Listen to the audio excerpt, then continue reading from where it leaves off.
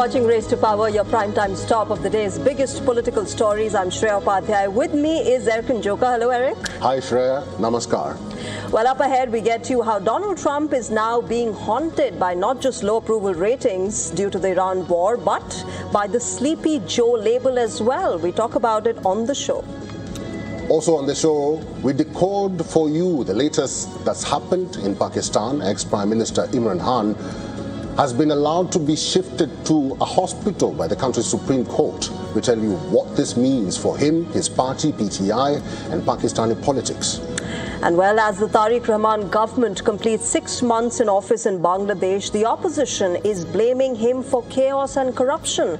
All about it on the show ahead. But let's begin with all that is happening in the Iranian war. Our first segment, Global Pulse, begins now.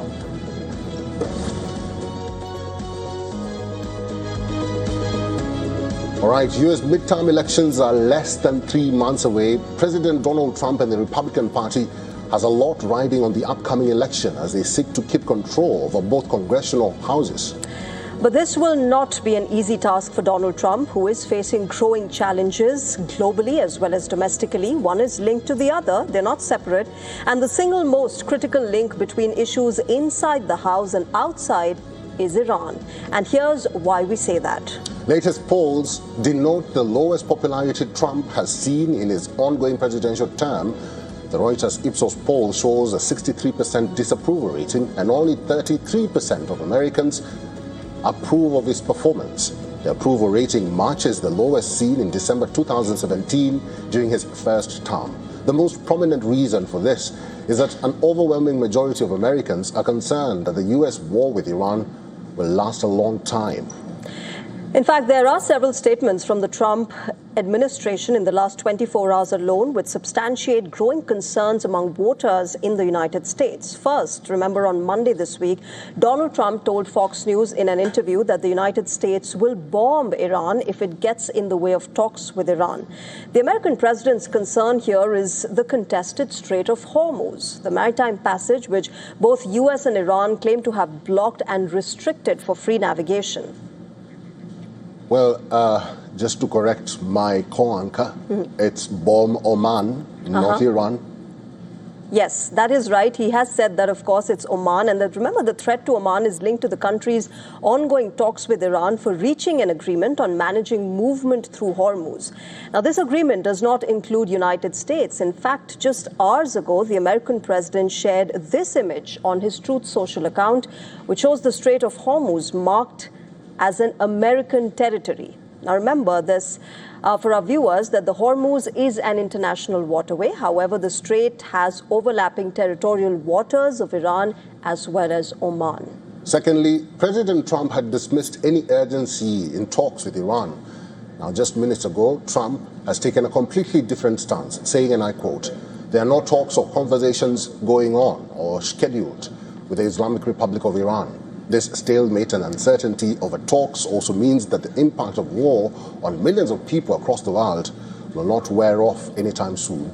And this includes the millions of Americans who are also dealing with high gas prices. When Trump had campaigned for his second presidency, better cost of living and stronger economy were his main selling points, an America First approach that got him a decisive mandate in 2024 elections. But criticism is now mounting against him, and it goes beyond just unfulfilled promises. Well, Democrats and critics have doubled down on the American president for dozing off during cabinet meetings and while attending important events. He faced backlash recently over one such video, but this one was different. In this moment, captured on camera on the 10th of August, Trump appears to doze off in the Oval Office. In the frame is a young woman standing right behind him. She is 26-year-old MAGA influencer Jamie Franklin. What happens next? Well, Franklin taps her hand against her stomach, and at the same time, Trump appears to jolt awake. This video has gone viral, with netizens speculating that she had been entrusted with an important task, and that is to subtly deliver an electric shock to the U.S. president if he fell asleep. They claimed that she was concealing a remote control in her stomach. Some even went on to the extent of calling her a zapper. However, the woman has responded to these claims. Reposting a tweet, she said, "I'm just pregnant, you weirdos." Democrats say the U.S. president falling asleep on the job nearly every day is a national security crisis. Congresswoman Yasamin Ansari on X said, and I quote, "It doesn't get more dystopian than this, and Republicans in Congress continue to do nothing but enable this deranged old man's dangerous fantasies." During election campaigns and even after assuming presidency, the president repeatedly slammed his predecessor and called him by the name, Sleepy Joe Biden. The recent criticism has come as a full circle moment for President Trump in the run-up to the midterm elections slated for November.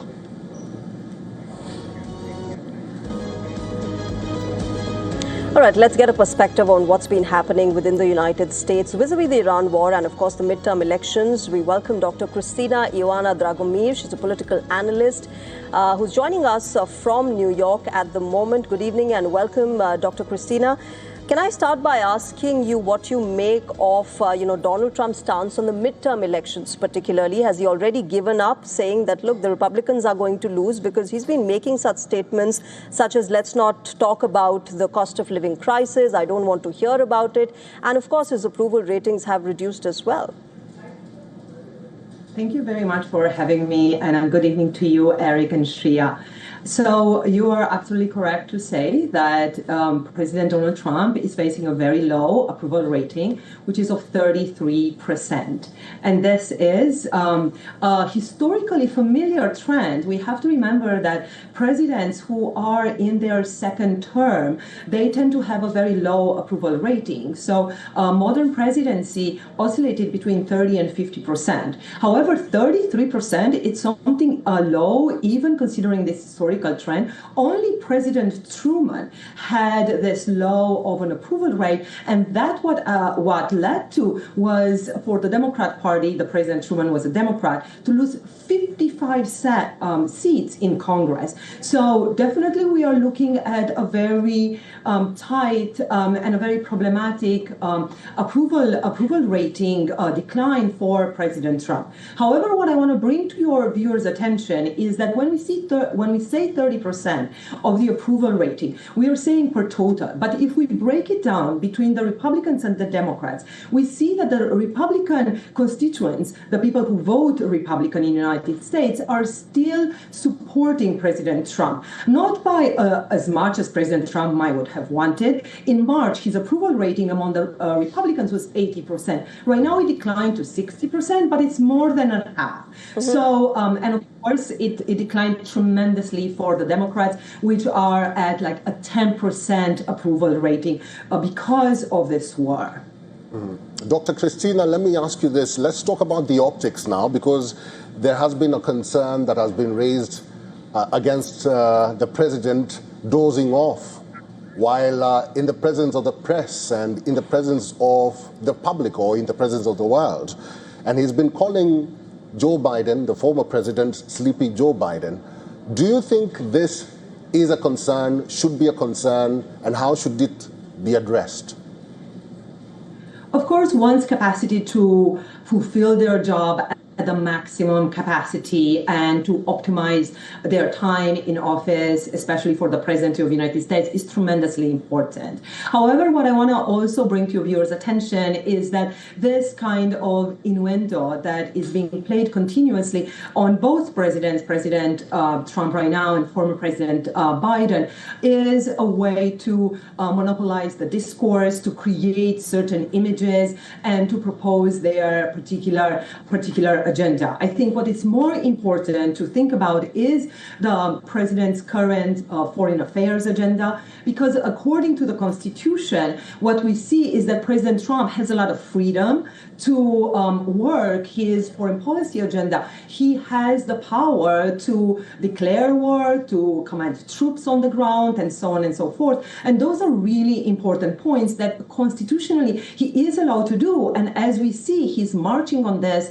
probably preparing his legacy, preparing his history, which is also quite interestingly typical of presidents into their second term. All right, let's wait and see how this really pans out for Donald Trump and the Republicans. We'll leave it there. Thank you very much, Dr. Christina Ioana Dragomir, for joining us on WION and sharing your perspective. My pleasure. Have a good evening.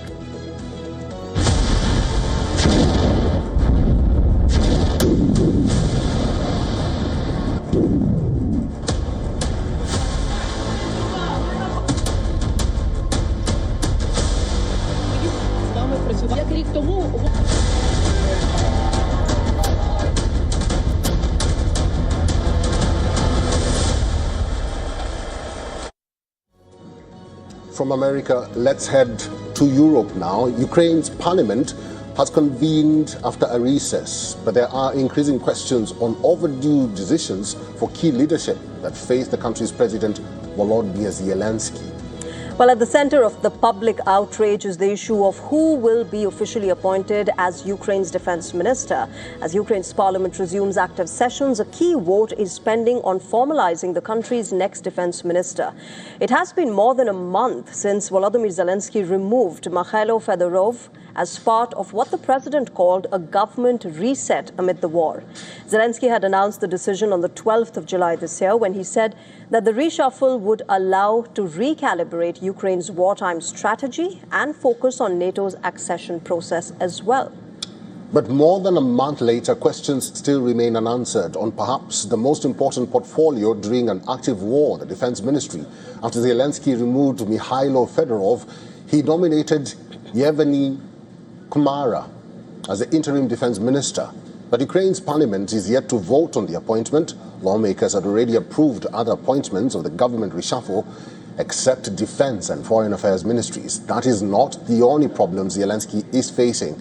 The dismissal of Fedorov triggered protests as well, and hundreds of Ukrainians took to the streets and continue to pour out on the streets since last month. The most recent demonstration took place this past Sunday ahead of Parliament reconvening.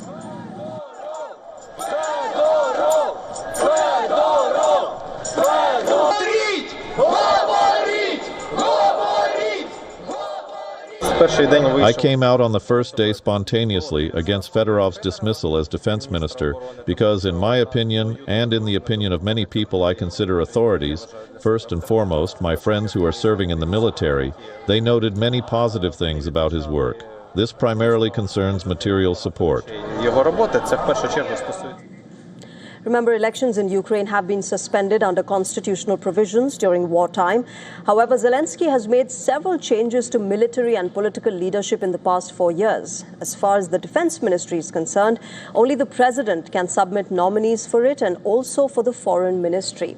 As per Ukraine's constitution, both fall within the president's direct authority as the supreme commander-in-chief and head of the country's foreign policy.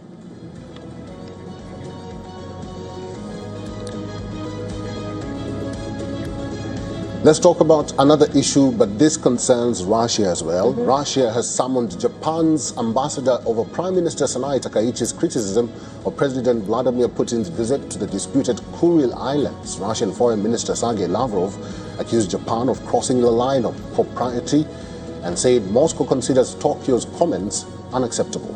Well, President Putin's recent visit to Iturup Islands, also known as Etorofu in Japan, on the 13th of August has sparked renewed diplomatic tensions between the two countries.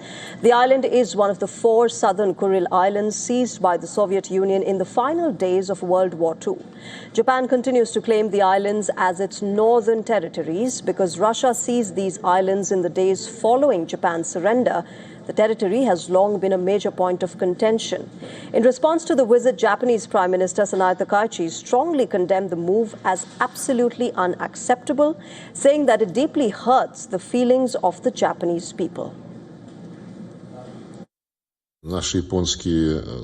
Our Japanese colleagues, our neighbors, have certainly crossed the line of propriety with their completely unacceptable statements, claiming that the President of the Russian Federation cannot visit any part of the territory of the Russian Federation. Lavrov also said Russia had summoned the Japanese ambassador in response to Tokyo's protest. This comes after Japan had earlier summoned Russia's ambassador to launch its own formal protest over Putin's visit.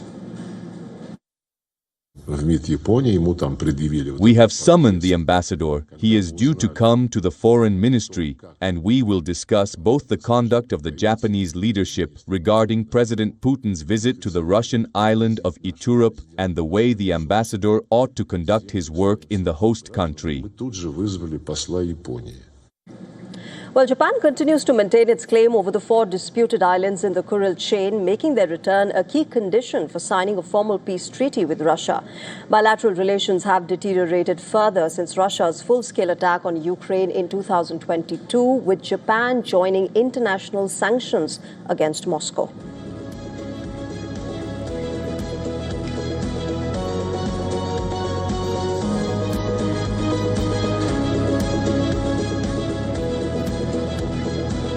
Let's move to England now, and it's quite interesting that the new Prime Minister, Andy Burnham, nobody still talks about him. Well, they are now, because Britain's new Prime Minister Andy Burnham has been caught up in a major security scare after exchanging text messages with a person posing as Susie Wiles, President Donald Trump's White House Chief of Staff.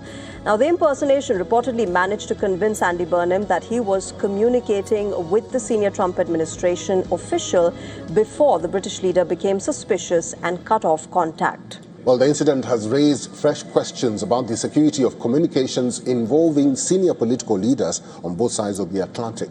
According to reports, Burnham exchanged a small number of messages, the person posing as Susie Wiles. Officials familiar with the matter say the messages were ultimately considered to be of little significance.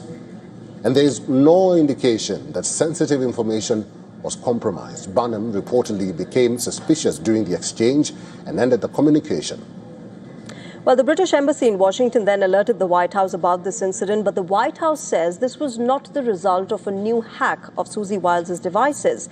That clarification is significant because Wiles, remember, was herself at the center of a separate impersonation incident last year when authorities investigated claims that her personal phone contacts had been accessed and used to contact other prominent figures.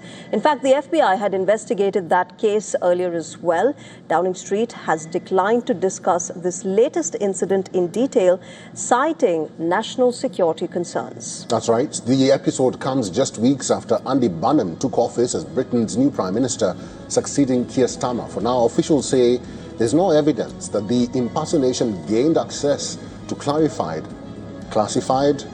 or even sensitive information. But the incident is likely to intensify scrutiny of the digital security surrounding senior government officials. The identity of the person behind the impersonation remains unknown. And when authorities have not publicly disclosed how this individual obtained Burnham's contact details.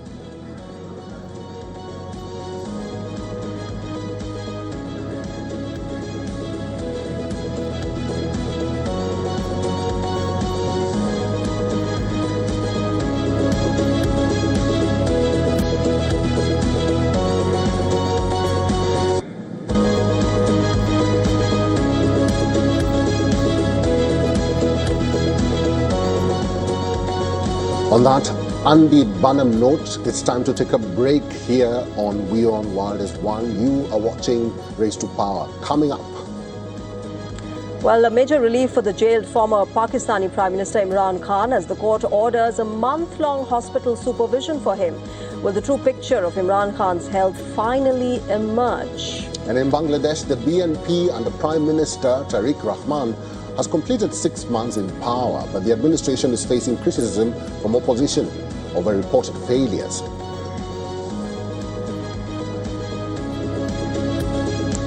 And the student-led protests in India are spreading now after massive movements in New Delhi and Jharkhand. The widespread anger raises key questions on demands and the system that has India's youth upset.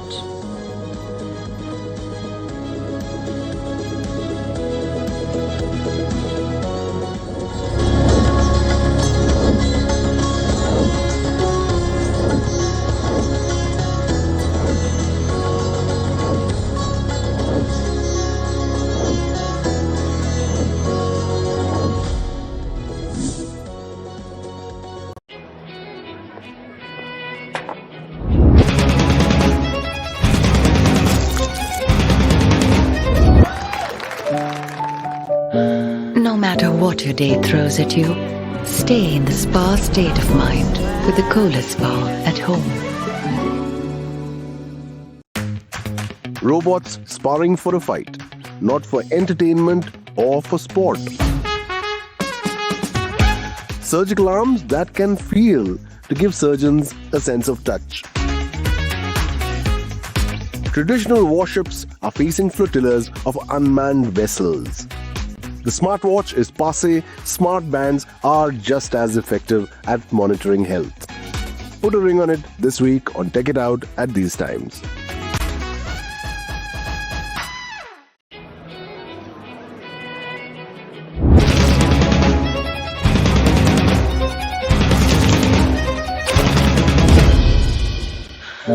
No matter what your day throws at you, stay in the spa state of mind with the Kohler Spa at home.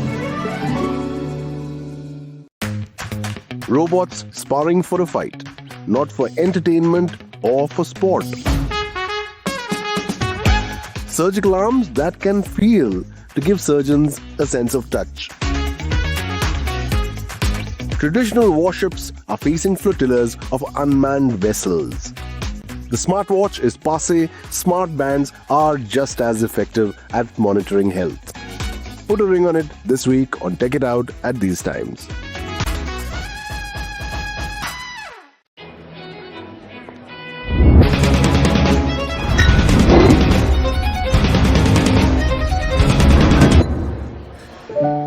No matter what your day throws at you, stay in the spa state of mind with the Kohler Spa at home.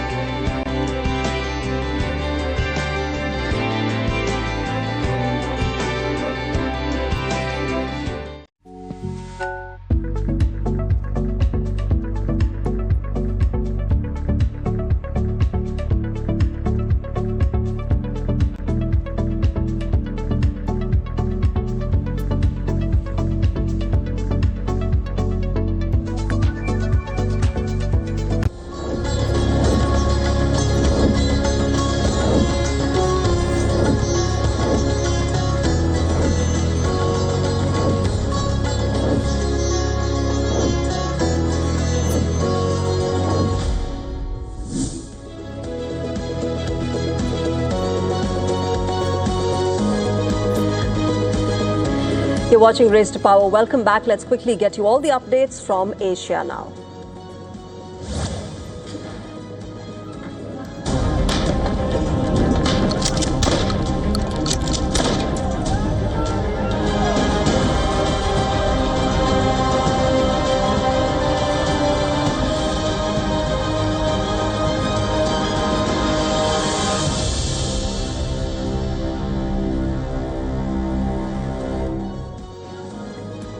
Pakistan's Supreme Court has granted major medical relief to former Prime Minister Imran Khan. The court has ordered Khan's transfer to a hospital in Islamabad after ongoing uproar and demand from his party, family over health concerns. Well, the tipping point, however, was a 10th August report which mentioned fluctuating blood pressure and anxiety. The concerning parameters have been linked to authorities allegedly restricting Imran Khan's contact with his family. The top court's order states that Imran Khan should be taken to the hospital within 2 days for a period of 1 month. In fact, the court has also directed the former Prime Minister's family be allowed to meet him and that he also be permitted to talk to his sons. Lawyers for the Pakistan Tehreek-e-Insaf Party, which Khan founded, have welcomed this decision. This is a very welcoming decision. He is the founder and chairman of Pakistan Tehreek-e-Insaf and has been in jail for nearly 3 years now. Given the nature of the medical report that has come out, especially the medical report submitted yesterday, I believe this is a very good and encouraging decision. बहुत ही अच्छा और खुशाइन फैसला है। Well, several Pakistani citizens have also reacted to this development, with many welcoming the decision and citing it as a necessity for every citizen, which even includes a jailed leader. Every Pakistani has the right to basic necessities. There have been concerns about Imran Khan's health, particularly problems with his eye, and reports that his vision has been affected. He has received treatment before, and health facilities were also provided to him in jail. But now that the decision has been made to shift him to a hospital, I think it is absolutely right, because every ordinary citizen should have access to proper health care. Since August 2023, the former Pakistan Prime Minister has been lodged in a Rawalpindi prison following his conviction in several cases. But for several months, reports of his flailing health, especially his eyesight, raised an alarm among family members who have consistently protested outside the prison complex, demanding that they be allowed to meet the imprisoned leader.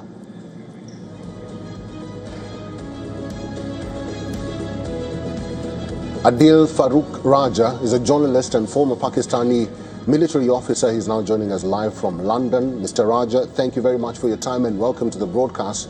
Your quick reaction to the Supreme Court's verdict and order.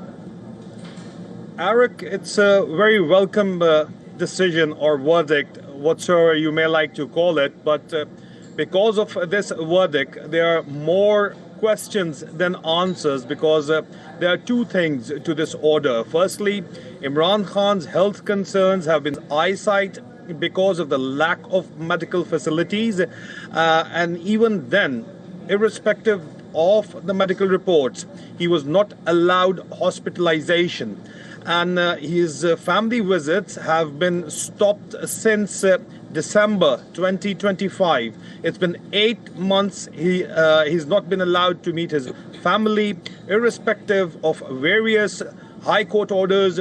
The Pakistani military establishment is not allowing anyone from his family to meet him, and now this court orders coming from a judiciary which is definitely not independent, mind you, raises more questions than it gives answers, but it is a very welcome decision, obviously.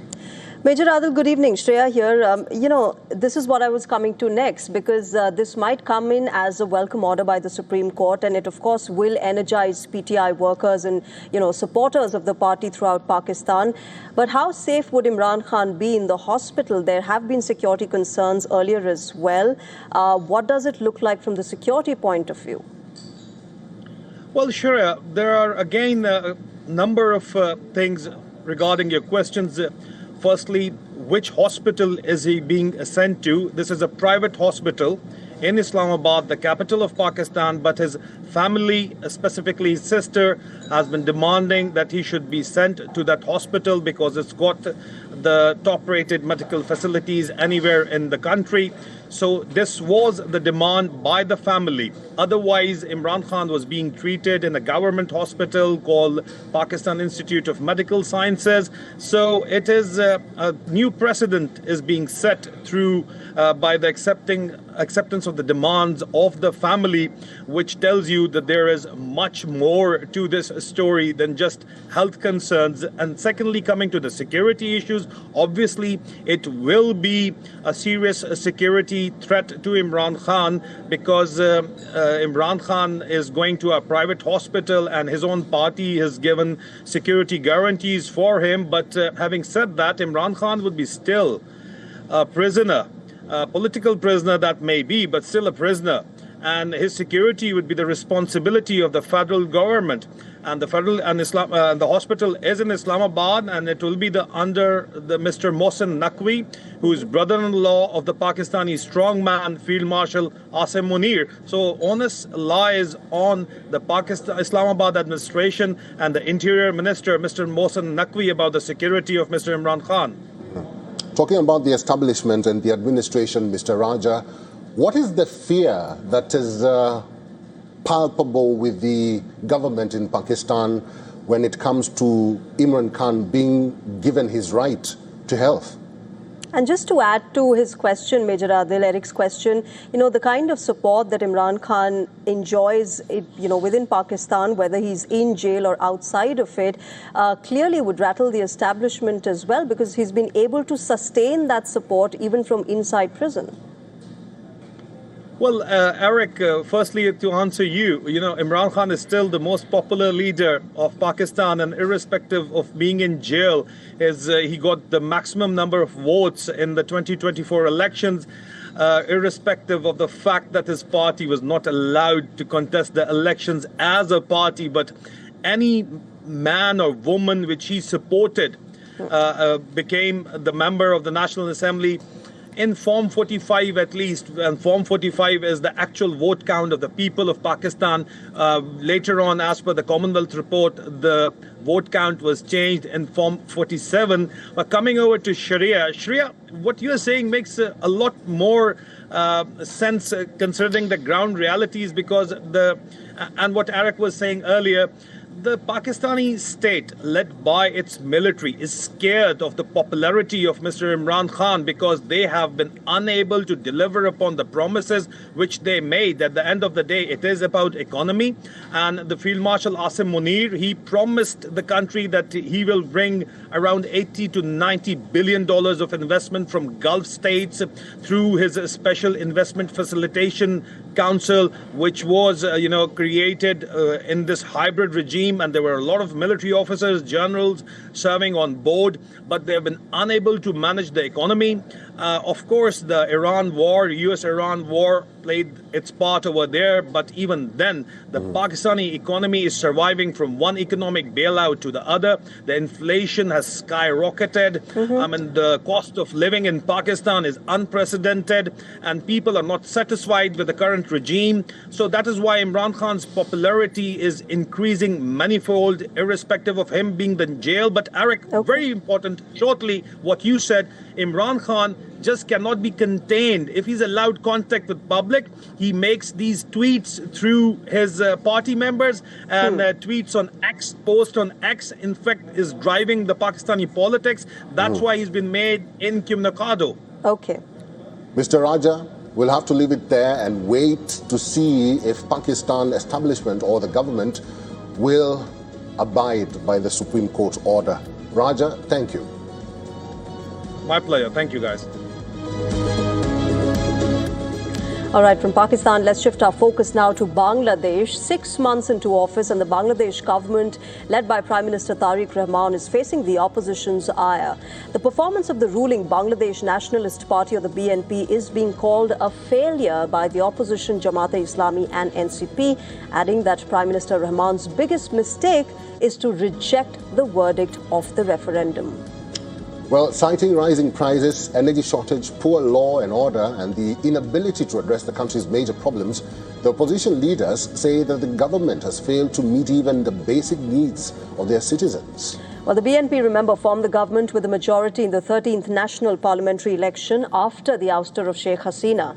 The political debate around its manifesto is now intensifying. Jamaat and NCP are asking how much of the BNP's 31 promises it has implemented so far, and how successfully has it been able to govern the country. They point to the rising prices of essential commodities, ongoing fuel crises, and the poor state of gas and electricity supplies as key indicators of the government's failure. They have also expressed disappointment over the lack of expected improvement in law and order. Jamaat-e-Islami, who extended support to the Prime Minister initially, now says that it finds no success in the government's first 6 months. The party's Secretary General and former lawmaker Mia Ghulam Parvar has said, and I quote, "Everywhere is filled with their syndicates, politicization and corruption." In fact, he went on to say that it seemed that the Rahman government is working as if there is no opposition party in the country.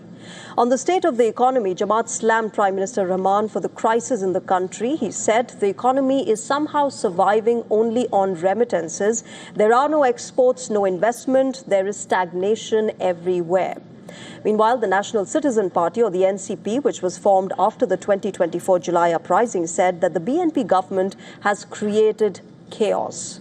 NCP joint convener Dr. Atiq Mujahid said, and I quote, "This government has failed everywhere.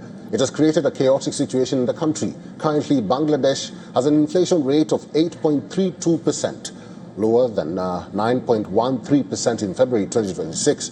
But the country still faces an uphill task to bring it down. Banking sector weaknesses, stagnant private investment, and rising unemployment are adding to the woes of the Rahman government. As Prime Minister Rahman faces a dwindling economy and deep divisions within Bangladesh, he must remember that he returned from the United States with a promise of change. Now all eyes are on how he deals with the challenges staring back at him.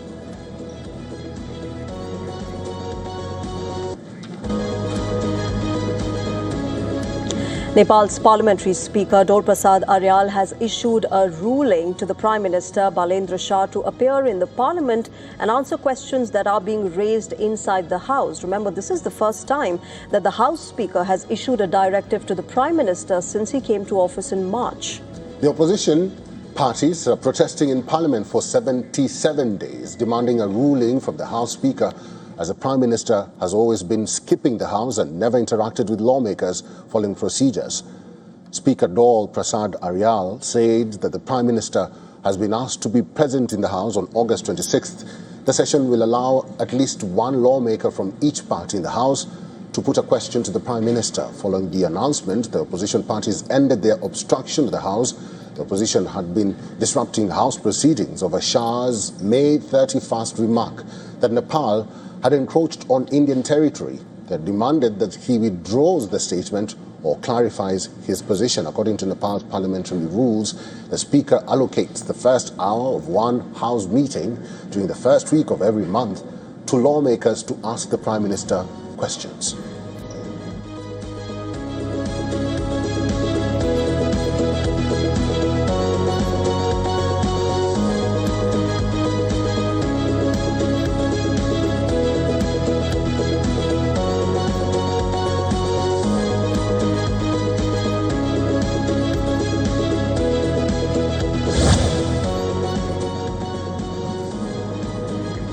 With that, of course, we're getting you all the stories from here in India. Let's talk about the Ram Temple donation theft case. The Uttar Pradesh Home Department has handed over the Special Investigation Team's final report to the Trust for action. Sources indicate the SIT has given a clean cheat to Champat Rai, the Trust's former General Secretary. Sources also say the probe team has cleared the name of former trustee Anil Mishra as well. Both Rai and Mishra resigned on June 27th from their positions at the trust that manages the Ayodhya Ram Mandir after allegations of donation theft surfaced.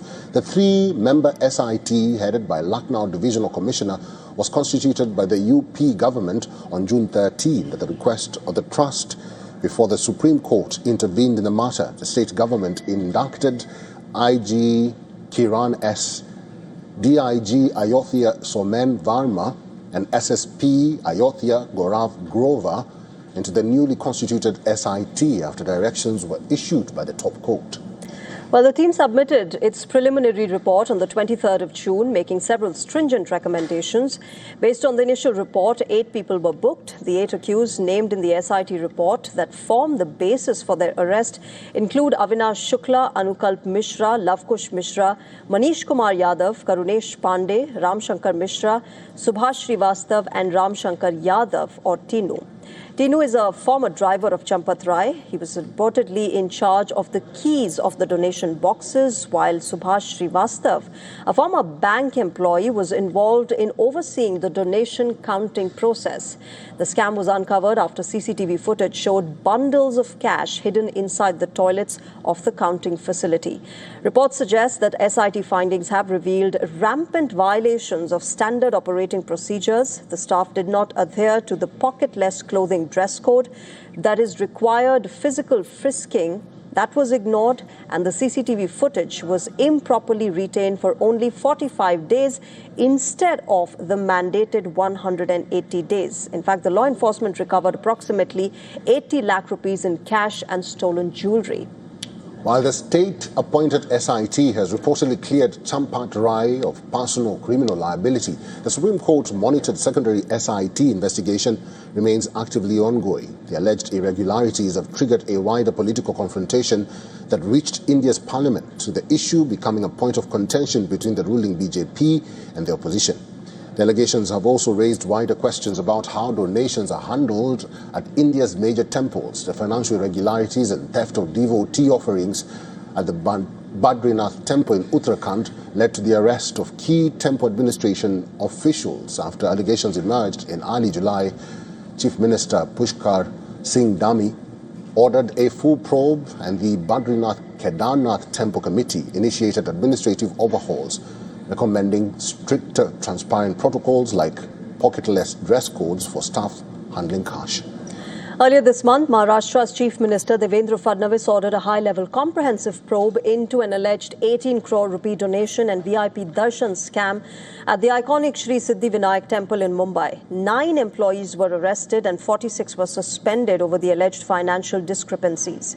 Then in July, authorities exposed a massive parallel racketeering ring operating within the famous Ma Baglamukhi temple in Nalkheda in Madhya Pradesh. While the temple is legally under a government-managed committee, an unauthorized parallel committee surreptitiously set up operations. They intercepted devotees, accepted cash and valuable gold ornaments as donations, issued fraudulent receipts and funneled the public funds directly into private bank accounts rather than the state treasury.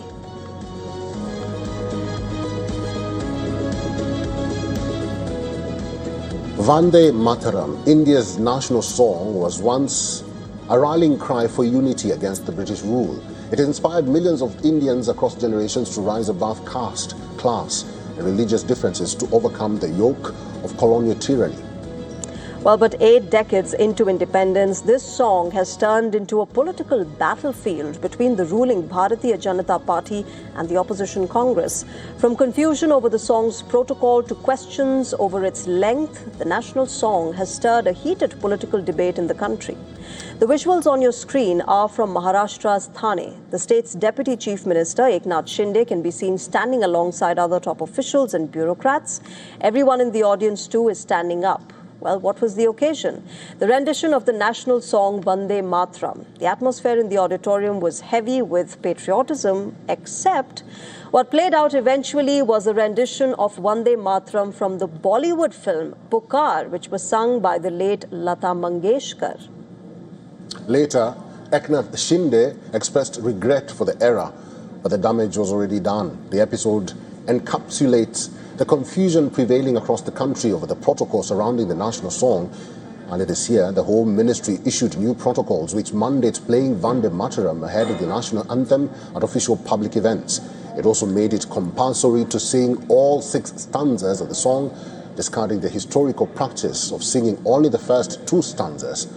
But the revised protocol has run into opposition from several states. In the latest, Congress workers in Goa defied the new protocol and sang only the first 2 stanzas of the national song in the presence of Congress President Mallikarjun Kharge.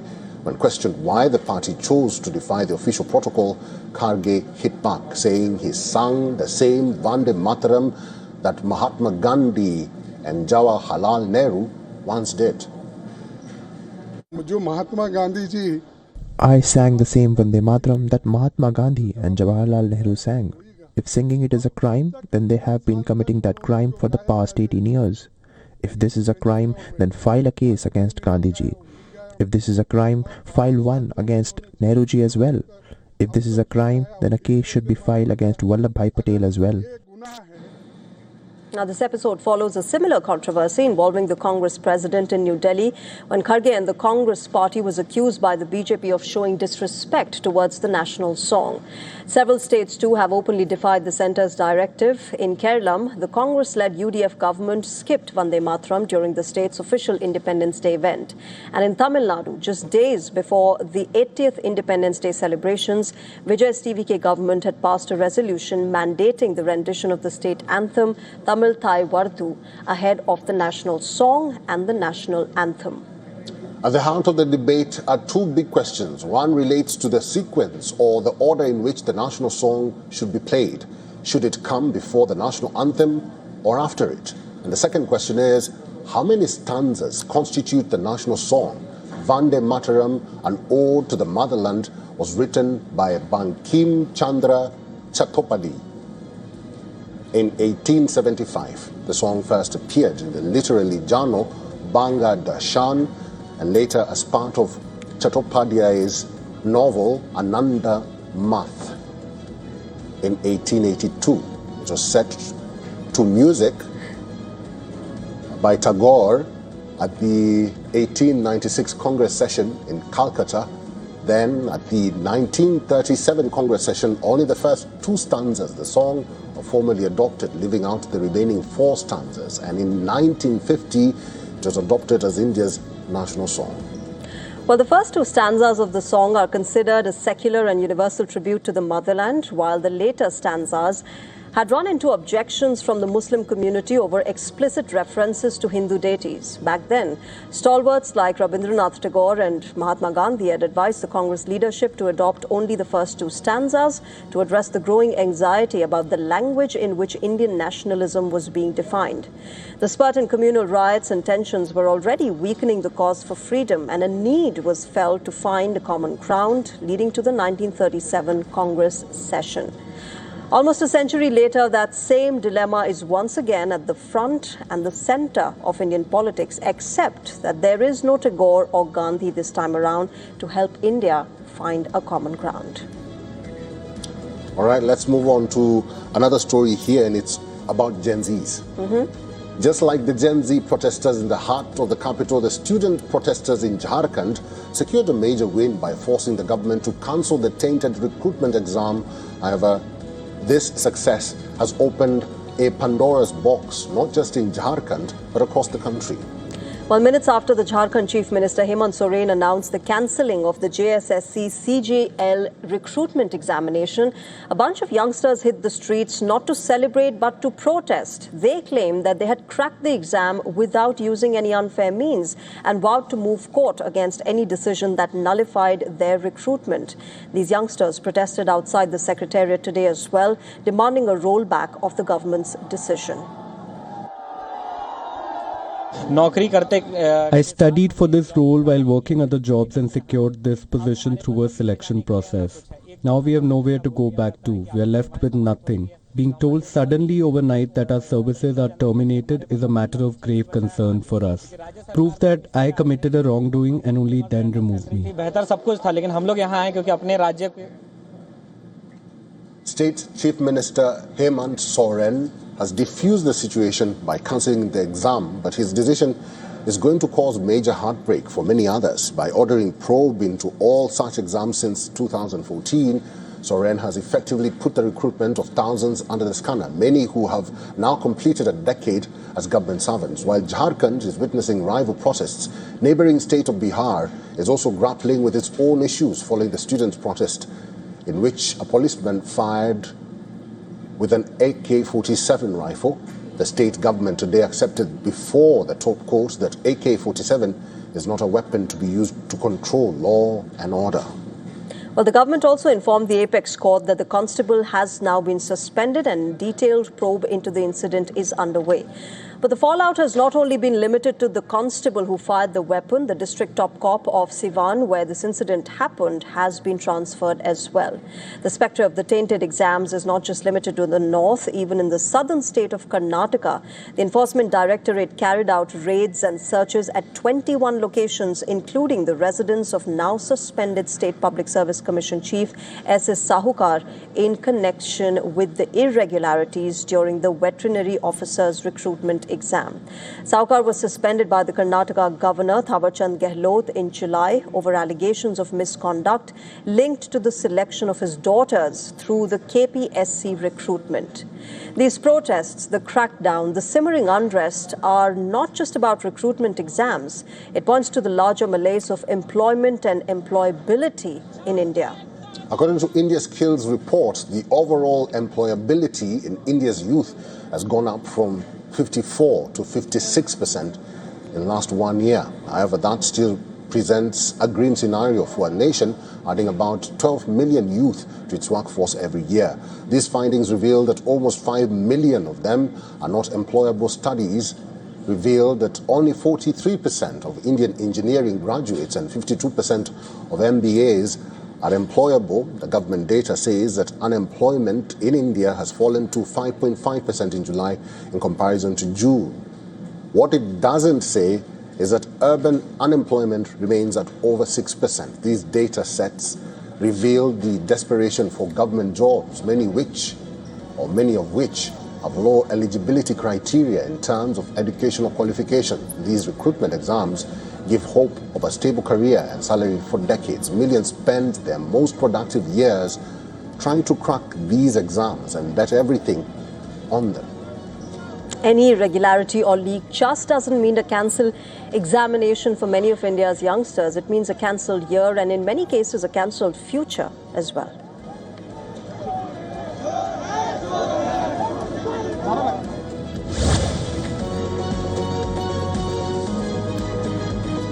Let's shift our focus to what is happening in southern India. And Tamil Nadu Chief Minister C. Joseph Vijay and actor Trisha have once again come under fire from the opposition DMK, this time over the Independence Day event at Chennai's Fort St. George. In a sharply critical editorial in the party's mouthpiece, Borosoli, the DMK questioned the Chief Minister and Trisha for exchanging salutes. Calling the sight vulgar, the editorial accused Vijay of lowering the dignity of the Chief Minister's office. In fact, the editorial also questioned whether such an interaction was appropriate and acceptable to Vijay's supporters. Remember, during the Independence Day event, Vijay's co-star of many films, Trisha Krishnan, was seated in the front row besides Vijay's parents, Chandrasekhar and Shobha. Videos of the Chief Minister and Trisha smilingly saluting each other had gone viral on the occasion and sparked commentary and memes on social media platforms. Others seated beside Trisha, including Vijay's parents and supporters, were also seen saluting the Chief Minister. Since February this year, Vijay's personal life has attracted a lot of attention as it came to light that he had filed a divorce petition, intending to end their marriage of 26 years. Recent court documents show that the divorce petition has been withdrawn. This is the second time that the DMK has targeted Trisha in connection with Vijay. The TVK is yet to respond to the criticism. Earlier, DMK's Udayanidhi Stalin had stirred a massive controversy after making derogatory remarks about Trisha while criticizing Chief Minister Vijay over the Kaveri water-sharing dispute. Trisha's presence at the Independence Day event has once again made her part of political mudslinging by the DMK.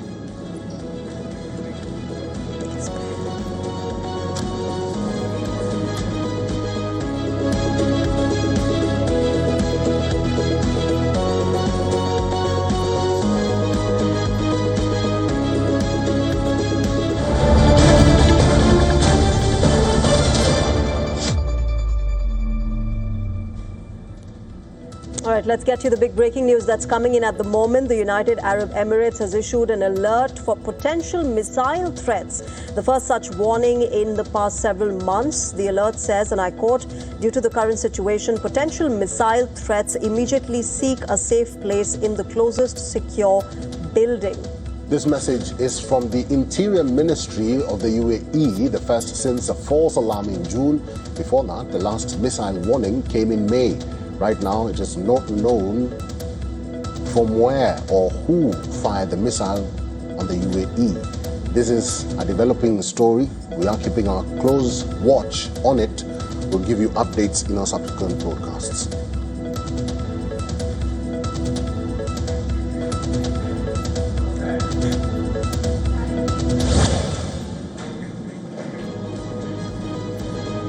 And now it's time for the verdict. I begin with a question. What is their fault? Look at Jharkhand. An exam is cancelled, recruitment is investigated right from 2014, and suddenly even candidates who cleared the exam and got themselves a government job face uncertainty now. Look at Bihar now. Young aspirants who want to become teachers have been on the streets demanding something as basic as a recruitment notification. Seriously, is it that difficult? They're not asking for charity. They're asking authorities to tell them when or even whether they will get a chance to compete for a job. Why should job aspirants suffer because of the corruption and inefficiency of the system? India has a youth population that should be its greatest economic advantage. Instead, for millions of young Indians, the path to securing their future has become an endless cycle of leaked exams, cancellations, delays, and job uncertainty, irrespective of the party ruling the state or the centre. We've created a system where a young person can spend years preparing for one government exam, clear the exam, and still not know whether they will get the job. India needs a fundamental shift. First, better schools and colleges with basic infrastructure and no teacher shortages. Second, employability must become a national priority. Every university and college should be judged by what its graduates can actually do and not the number of students getting degrees. Why is there still a gap between what we study and what we do in the same sector? And third, government recruitment must become transparent and time-bound. Don't end up putting the future of innocent candidates in uncertainty. Our youngsters do not lack ambition. They lack a system that matches their ambition. And if India has to sustain itself as a stable, powerful economy which can compete with other countries, it must rectify the system that is pulling it down. And on that note, it's a wrap on this edition of Race to Power on WION World is One. Thank you for watching. Bye-bye.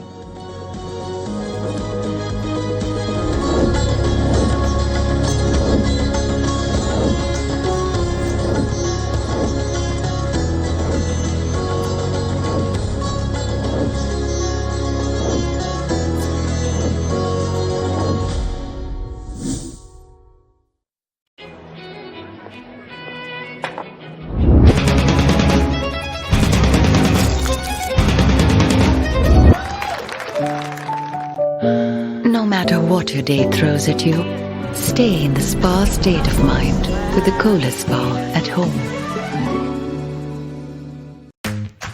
Robots sparring for a fight, not for entertainment or for sport. Surgical arms that can feel to give surgeons a sense of touch. Traditional warships are facing flotillas of unmanned vessels.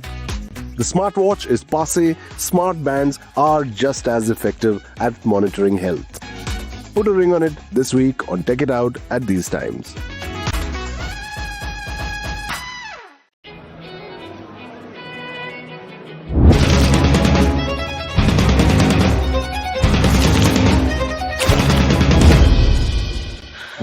No matter what your day throws at you, stay in the spa state of mind with the Kohler Spa at home.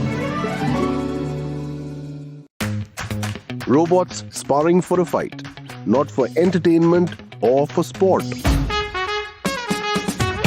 Surgical arms that can feel to give surgeons a sense of touch. Traditional warships are facing flotillas of unmanned vessels. The smartwatch is passé, smart bands are just as effective at monitoring health. Put a ring on it this week on Take It Out at these times.